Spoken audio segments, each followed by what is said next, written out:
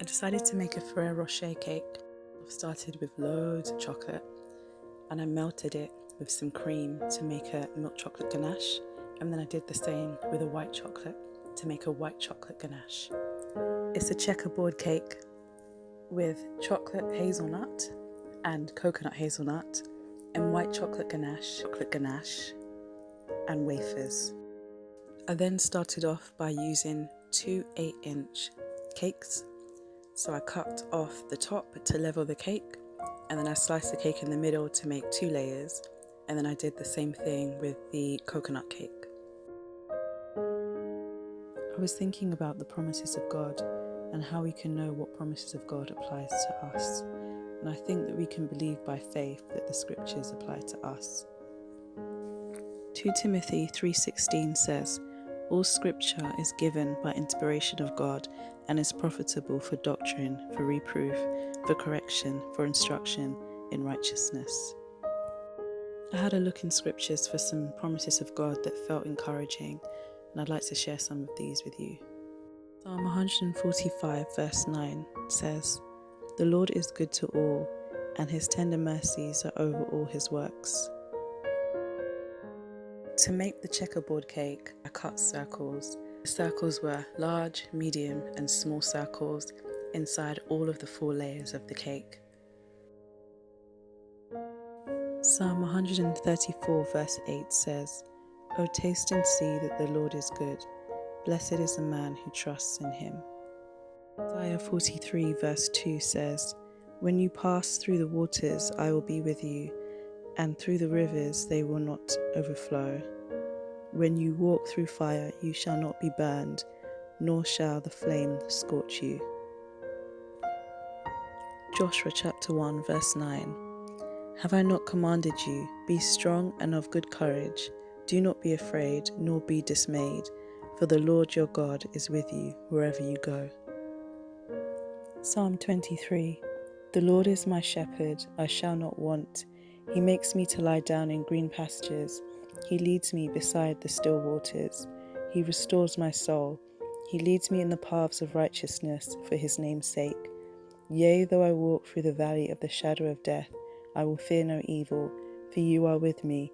Your rod and your staff, they comfort me. You prepare a table before me in the presence of my enemies. You anoint my head with oil, my cup runs over. Surely goodness and mercy shall follow me all the days of my life, and I will dwell in the house of the Lord forever." Proverbs 3 verse 5. "Trust in the Lord with all your heart, and lean not on your own understanding. In all your ways acknowledge him, and he shall direct your paths." 2 Timothy 2:13. "If we are faithless, he remains faithful. He cannot deny himself." Deuteronomy 31:6. "Be strong and of good courage. Do not fear, nor be afraid of them. For the Lord your God, he is the one who goes with you.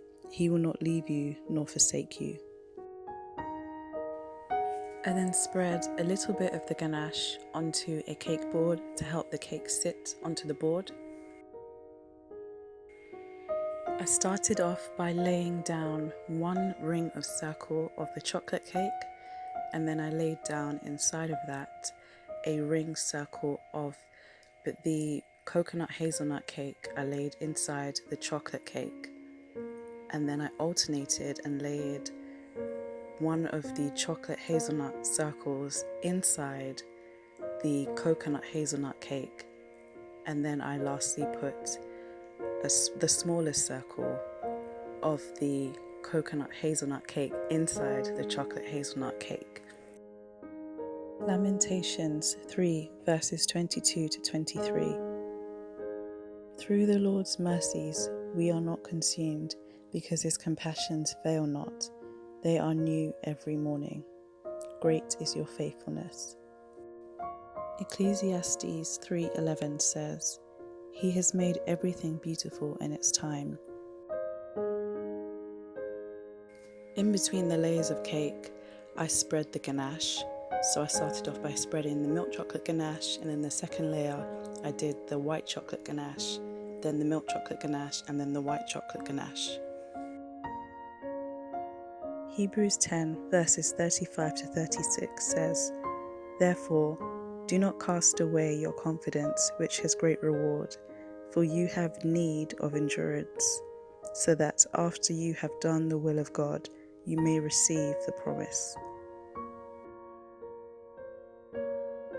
2 Corinthians 1 verse 20 tells us that all of the promises of God in Jesus are yes and amen in Jesus, to the glory of God through us. Isaiah 54 verse 10 says, "For the mountains shall depart and the hills be removed, but my kindness shall not depart from you, nor shall my covenant of peace be removed from you, says the Lord who has mercy on you." We need to be fully convinced that what God has promised He will do, as it says in Romans 4:21. James 1:5 says, "If any of you lacks wisdom, let him ask of God, who gives liberally and without reproach, and it will be given to him." Philippians 4:19 says, "And my God shall supply all of your need according to His riches in glory in Christ Jesus." Isaiah 26:3 says, "You will keep him in perfect peace, whose mind is stayed on you, because he trusts in you." Jeremiah 31:3 says, "Yes, I have loved you with an everlasting love, therefore with loving kindness I have drawn you." Matthew 28 verse 20 reminds us that Jesus is with us always, even to the end of the age. Philippians 1:6 encourages us to be confident that God, who has begun a good work in us, will complete it until the day of Christ Jesus. Matthew chapter 5 verses 3 to 10 says, "Blessed are the poor in spirit, for theirs is the kingdom of heaven. Blessed are those who mourn, for they shall be comforted. Blessed are the meek, for they shall inherit the earth. Blessed are those who hunger and thirst for righteousness, for they shall be filled. Blessed are the merciful, for they shall obtain mercy. Blessed are the pure in heart, for they shall see God. Blessed are the peacemakers, for they shall be called sons of God. Blessed are those who are persecuted for righteousness' sake, for theirs is the kingdom of heaven. Blessed are you when they revile and persecute you, and say all kinds of evil against you falsely for my sake." James 1 verses 2 to 4. "My brethren, count it all joy when you fall into various trials, knowing that the testing of your faith produces patience. But let patience have its perfect work, that you may be perfect and complete, lacking nothing." Psalm 56 verses 3 to 4 says, "Whenever I am afraid, I will trust in you. In God I will praise His word.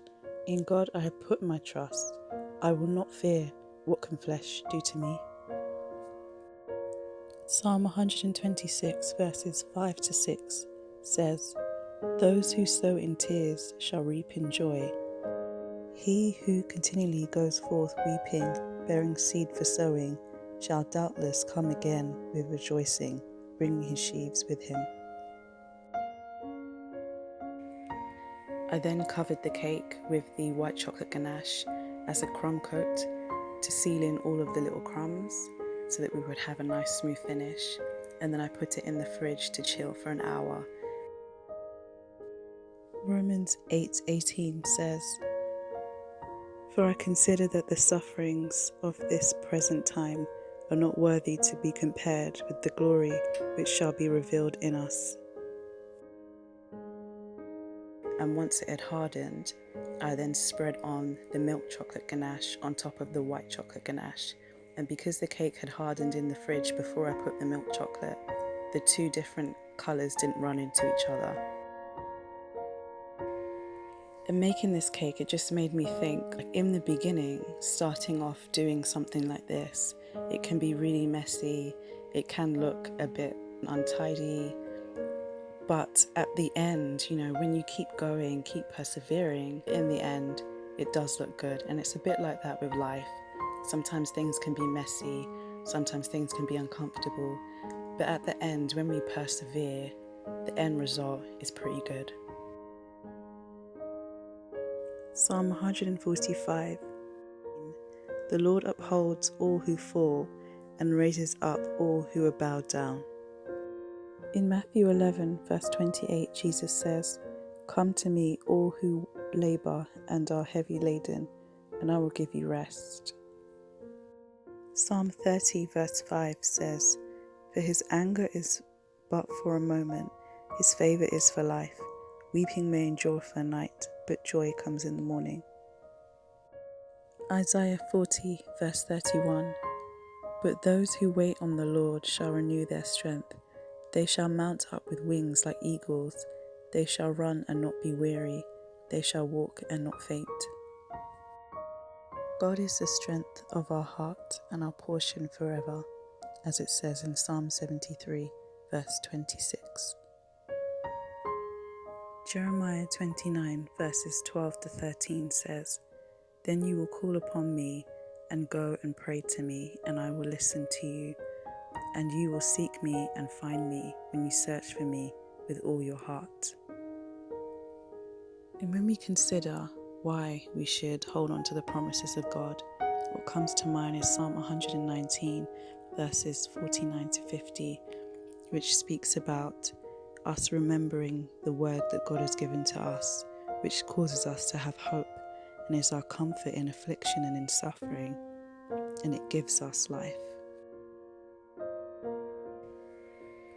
I smoothed down the rough-looking ganache with some hot water.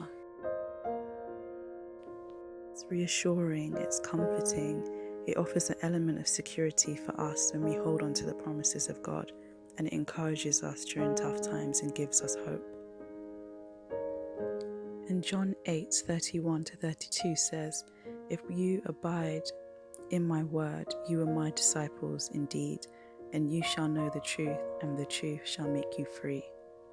And in John chapter 8, verses 31 to 32, Jesus is telling us that if we abide in his word, we are his disciples, and we shall know the truth, and the truth shall make us free. The truth of the word of God sets us free from the bondage of lies and sin and deceit of the enemy. I used melted white chocolate and melted milk chocolate as well to make a drip on the sides of the cake. I wanted to alternate the two to just give the effect of what is inside the cake. And how we can keep our faith alive is through prayer, praying the scriptures, praying the promises of God, declaring these promises out loud to ourselves so that we can hear them and believe them, to take notice of what God has said in his word, our promises for us, and to believe what he has said to us. Also, to keep our faith alive, we can actively take our thoughts captive, as it says in scriptures. In 2 Corinthians 10:5 it says, "We demolish arguments and every pretension that sets itself up against the knowledge of God, and we take captive every thought to make it obedient to Christ." An example that I would give of taking a thought captive would be in the middle of those negative thoughts, stopping and praying and telling God, "Lord, I'm having these thoughts. Please help me. Remind me of your word and your truth." And when you remember these truthful words of God, saying it over and over again in your mind and out loud as well. Other ways that we can keep our faith alive is to confess when we have doubt and asking God to forgive us and to help us to believe and to not doubt. Also being encouraged by the testimonies of others and reading about other people who had faith in scriptures is also encouraging for us. And we can also pray and ask God to help us to have faith, to increase our faith and help us to hold on to our faith. And it's choosing to do these things is how we take refuge in God. Proverbs 4 verses 20 to 22 says, "My son, give attention to my words, incline your ear to my sayings. Do not let them depart from your eyes, keep them in the midst of your heart, for they are life to those who find them and health to all their flesh." I then spread crushed pieces of wafers all over the top edges of the cake. Constantly praying or declaring the promises of God is necessary because doubt doesn't take a break. And unless we overpower it by constantly thinking about faith and constantly having faith and declaring our faith and choosing to believe by faith, we will just default to doubt. Some more promises of God are John 3:16. For God so loved the world that he gave his only begotten Son, that whoever believes in him should not perish but have everlasting life. 1 John 1:9 says, if we confess our sins, he is faithful and just to forgive us our sins and to cleanse us from all unrighteousness.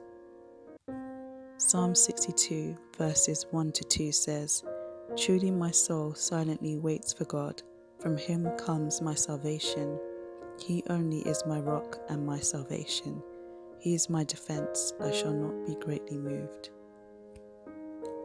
Psalm 27 verse 14 says, wait on the Lord, be of good courage, and he shall strengthen your heart. Wait, I say, on the Lord. Psalm 130 verses 5-6 says, I will wait for the Lord, my soul waits, and in his word I do hope. My soul waits for the Lord, more than those who wait for the morning. Yes, more than those who wait for the morning. Even though I used milk chocolate to make the ganache, the chocolate that I used was quite a rich, dark-ish chocolate, and it had a very dark, smoky kind of flavour, a little bit bitter and a little bit sweet, and it was just really, really nice. And the white chocolate ganache was nice and creamy as well, and so it had a lovely contrast between the bittersweet chocolate and then the sweetness and creaminess of the white chocolate ganache. I also really liked the crunch from the hazelnuts that were very strong in both cakes. This was a nice cake of alternating flavours of milk chocolate and coconut and hazelnut and ganache and crunch. Very nice cake. And you can see the checkerboard effect that came out as well. I hope you enjoyed the video. Thanks for watching. Bye.